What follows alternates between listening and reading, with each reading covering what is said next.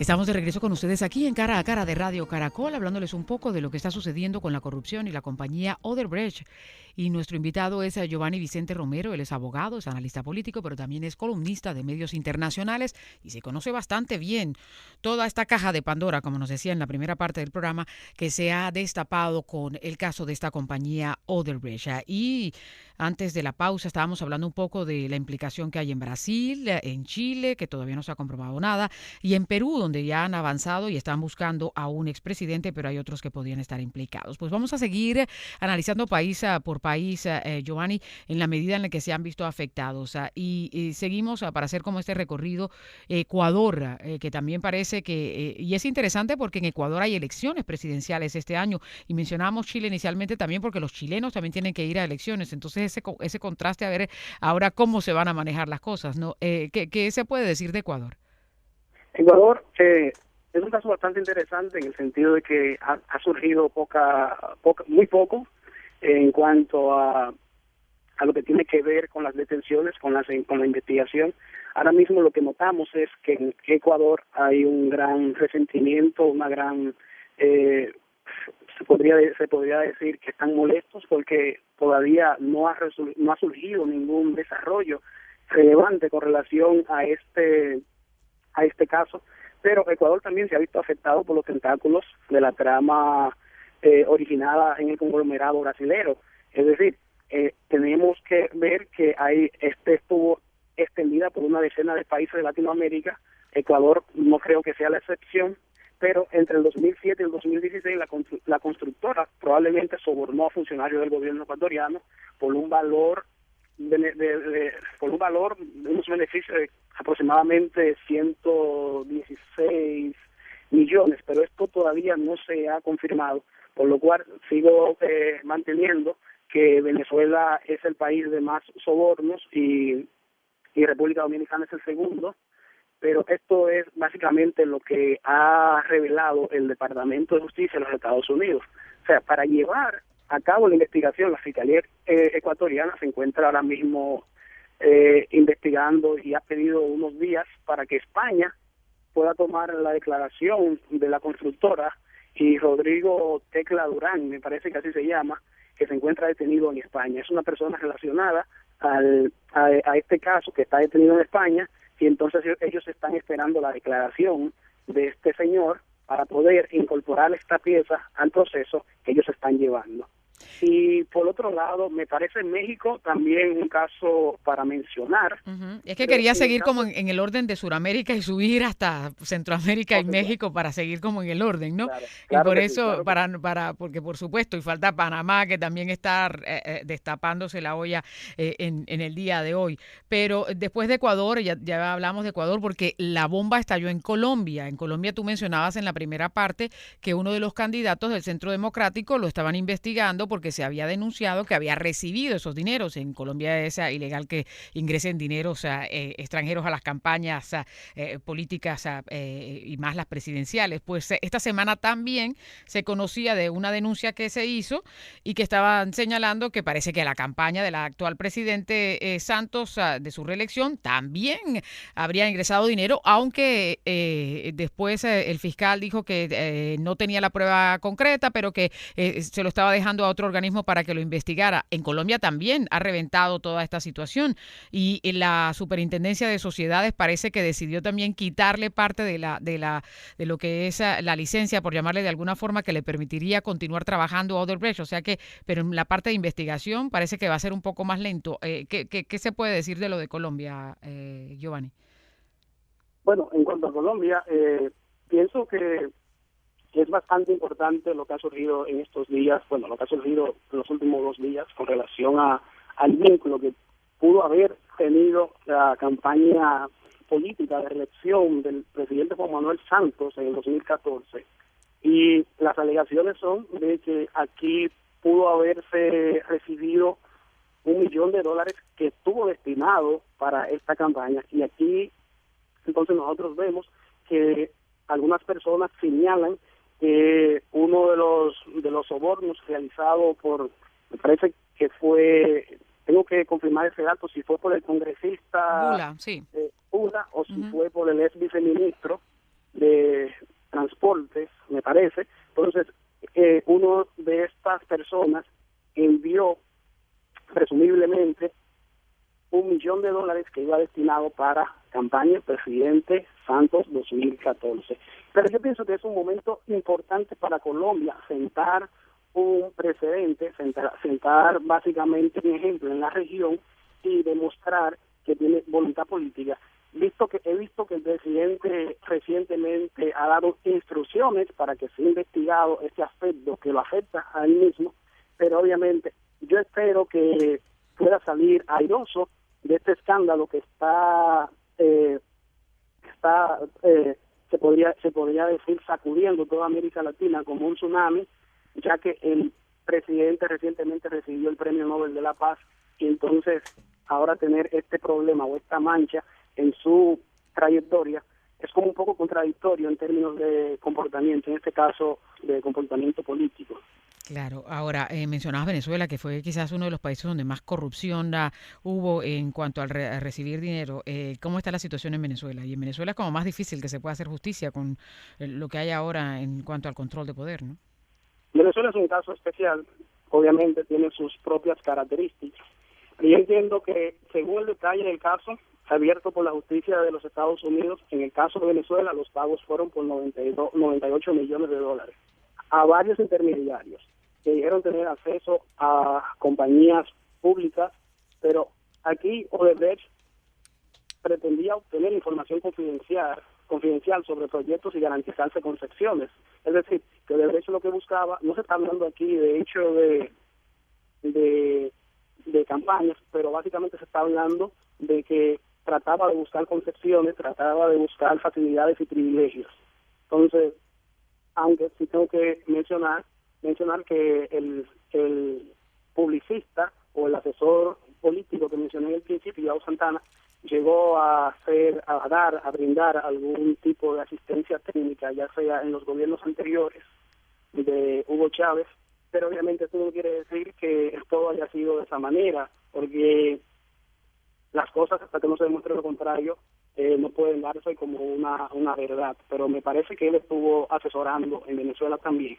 Entonces, ya en Venezuela, vamos a ver con qué independencia trabaja el aparato judicial de Venezuela. En este caso específicamente sería el Ministerio Público, y ya cuando llegue a los tribunales, vamos a ver si los jueces pueden probar su independencia como poder judicial y quizás también tener una sentencia, si se encuentran culpables, una sentencia ejemplarizadora. ¿Y Bolivia? En el caso de Bolivia no he escuchado mucho ruido, por decirlo de alguna manera, en Bolivia. Parece que todo está un poco tranquilo, aunque sí también recibieron asesorías de firmas brasileras, asesorías de campaña y ese tipo de cosas. Vuelvo y te repito, no quiere decir que sea algo malo. Si los brasileños son buenos asesorando para campañas políticas, pues vamos a contratarlos. Uh-huh. Entonces, eso es lo que se está dando en Bolivia. Bolivia. Panamá, para seguir ahora y cruzar Centroamérica y llegar a México, que querías hablar de México. En Panamá también hay una serie de acusaciones, además que en Panamá se da como una mezcla con esto de los famosos papeles de Panamá, de la compañía esta Mossack Fonseca, que parece que también tiene tentáculos ahí que estarían vinculando todos estos casos, Giovanni. Panamá es un caso también especial. En Panamá vemos que sucede algo parecido a la República Dominicana y quizás parecido al Perú, que están llevando a cabo conversaciones con la empresa y están tratando de concretizar un acuerdo producto de estos sobornos, y recientemente la firma Odebrecht cerró un acuerdo verbal con las autoridades de Panamá para en primer lugar pagar una indemnización por las violaciones que ha cometido desde el 2010 al 2014, y aquí ya tú calculas qué presidente fue del 2010 al 2014, me parece que era Martinelli. Correcto. Uh-huh. Y en segundo lugar, entonces, colaborar en la investigación si es necesario. Pero según informó la fiscal general, me parece que se llama Polcer, ella el 12 de enero al inicio de enero estuvo haciendo una afirmación. La constructora de Brasil Odebrecht pagará una reparación por 59 millones de dólares. Pero, como te digo, nosotros también podemos pasar balance a lo que se ha hecho en Panamá en cuanto a apresamientos y ese tipo de cosas. En Panamá hay 17 apresados, 17 acusados, pero ahora mismo no hay ningún apresado. Pero por lo menos es un avance de que ya hay puesto en marcha, ya tenemos el caso de 17 personas investigándose. Entonces, Odebrecht aquí lo que ha hecho es ejecutar muchísimas obras muy importantes, tales como el metro, sistemas de riego, carreteras importantes. Recuerdo ahora una que se llama la cinta costera, que es esa que va todo alrededor de la costa. Es decir, Panamá tú lo ves en fotografías y parece Miami por el desarrollo en infraestructura, Panamá City específicamente, la ciudad de Panamá. Y entonces aquí la fiscal general de Panamá, Kenia Porcel, ella ha decidido tener una línea dura en cuanto al enfrentamiento de la corrupción y ha acusado a muchísimas personas, 17 personas, pero también ella ha tratado de tener ese tipo de colaboración con otros países y recientemente, la semana pasada estuvo visitando Perú y en Lima se reunió con su homólogo para hablar sobre estos temas y tener un tipo de cooperación técnica judicial. Entonces, por lo visto, en Panamá se están haciendo algunos desarrollos con relación a esto, pero si vemos que hay 17 acusados, cuando esto termine, parece que la cifra puede aumentar, pero este viernes también se estaban dando reportes en Panamá de que había unas personas que estaban acusando directamente al actual presidente, que es Varela, de que él en su campaña presidencial también había recibido dineros del exterior, es decir, de Odebrecht. Ha surgido eso recientemente de que el candidato, el presidente actual de Panamá pudo haber estado involucrado y obviamente Panamá, aquí vemos los presidentes que están bastante comprometidos. Si tú analizas que dentro de las las documentaciones lideradas y reveladas por las autoridades suizas, te das cuenta que habían varias obras que estaban, no solamente varias obras, sino que habían varias cuentas bancarias bajo el nombre de hijos de ex presidentes como Martinelli. Entonces, a partir de ahora, nosotros estamos ante la situación de que puede también salpicar al presidente actual, no solamente a Martinelli, que es un gran empresario en Panamá, me parece que es dueño de una cadena de supermercados grandísimo, que no sé para qué la gente se pone a hacer este tipo de hechos ilícitos cuando tiene todo el dinero del mundo y un poco más. Entonces, puede salpicar. Hay un dicho que dice que la codicia rompe el saco, y eso es de pronto definitivamente. De Panamá vamos a saltar y no sigamos por el istmo, porque hay un país y que aquí uno está muy pendiente de lo que pasa allí, y para nadie es un secreto que el puerto del Mariel lo estaba reconstruyendo Odebrecht, y es concretamente Cuba. ¿Cuál podría ser la implicación? Aunque en Cuba mandaban los Castros, así es que ahí la cosa es como que no pasa desapercibida la situación de lo que puede haber sucedido allí. Oh, definitivamente. Es un megaproyecto que se está llevando a cabo en Cuba, el puerto Mariel, y que ojalá cuando se concretice pueda mejorar un poco la ahogada, la asfixiada economía de Cuba, porque lo necesita, pero obviamente que siempre las cosas se hagan por los medios y las vías lícitas.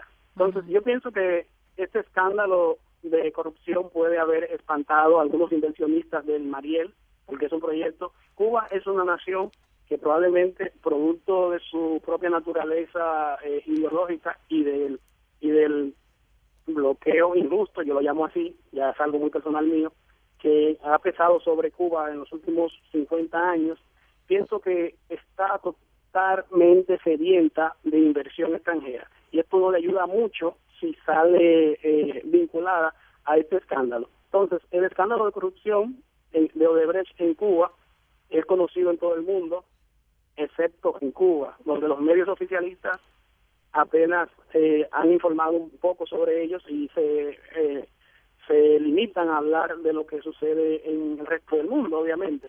Pero lo poco que se supo fue a través de Telesur, y especialmente el programa Dossier, que conduce el periodista Walter Martínez. Entonces se habló un poco sobre esto. Y aquí no estoy muy claro cuál fue el monto del dinero sobornado en Cuba, pero bueno, como te dije hace un momento, ni siquiera Cuba se escapa. se escapa de este escándalo, porque posteriormente vimos que se informó que se realizó, por ejemplo, un dragado en la bahía de Mariel, y se contrató una firma holandesa para eso. El costo fue de aproximadamente $50 millones. Entonces, pienso que Odebrecht tenía operaciones más grandes que esta firma holandesa. Ya te puedes imaginar de qué cantidad se estaría hablando. Es decir, obviamente, cuando tienes países que son un poco cerrados, tú no tienes acceso a mucha información, no tienes acceso a muchos datos, pero todo es posible. Claro. ¿Nicaragua? De Nicaragua no se escucha mucho, si supieras, aunque sabemos la relación bastante cercana del presidente de Nicaragua, Daniel Ortega, y los brasileros, específicamente durante los gobiernos tanto de Lula como de Dilma. Pero de Nicaragua no se ha hablado mucho. Yo pienso que en Centroamérica el caso más importante es el de República Dominicana, Centroamérica. Y ahora depende de lo que se destape de Panamá, ¿no? Bueno, y ahora sí. Bueno, Panamá también. Y hablemos de México. Bueno, el caso de México es bastante interesante, pero se ha hablado también muy poco sobre México, e incluso pienso que en México hubieron aproximadamente 35 millones sobornados, pero es un dato que tengo que confirmar, estoy bastante claro ahora, pero México Odebrecht también tuvo sus tentáculos allí y pudo hacer algunas de sus maniobras en este país. Sin embargo, vemos que México tiene sus propios problemas y probablemente por el tema de la construcción del muro con Estados Unidos y las declaraciones del presidente Donald Trump, estas noticias acaparan los titulares en México y nadie está hablando mucho sobre el aspecto de Odebrecht. Pero México reconoció, Odebrecht reconoció haber pagado 10 millones, esa es la corrección que hago, $10 millones en sobornos a altos funcionarios de una empresa controlada por el Estado mexicano. No tengo el nombre de la empresa, pero es una empresa de carácter estatal, y los representantes de la constructora brasileña admitieron en diciembre a las autoridades judiciales de Estados Unidos, en el mismo acuerdo, el mismo informe que he venido mencionando reiterativamente, mencionaron sobre estos sobornos. Entonces, aquí vemos que México tiene la compañía Petróleos Mexicanos Pemex, que es la petrolera paraestatal. Tengo que confirmar si nos estamos refiriendo a la misma compañía, pero me resulta bastante irónico porque la relación de Odebrecht el caso empezó en Brasil y fue también con una petrolera, con Petrobras. Entonces hay muchas cosas que todavía deben aclararse. Entonces, tiene muchas cosas como en común, ¿no? Sí, definitivamente. En ese sentido, si lo vemos desde esa mezcla o esa relación de una empresa, una multinacional privada y una empresa estatal, y en este caso las dos empresas estatales, tanto de México como de Brasil, se dedican al tema del petróleo. Entonces, Pemex, para mí, estaría también siendo motivo de yo indagar más, o de las autoridades, indagar más, que son las indicadas. Bueno, pero hicimos ese recorrido así rápidamente por América Latina y los países que se están viendo involucrados, pero tú también al inicio mencionabas Angola. Claro.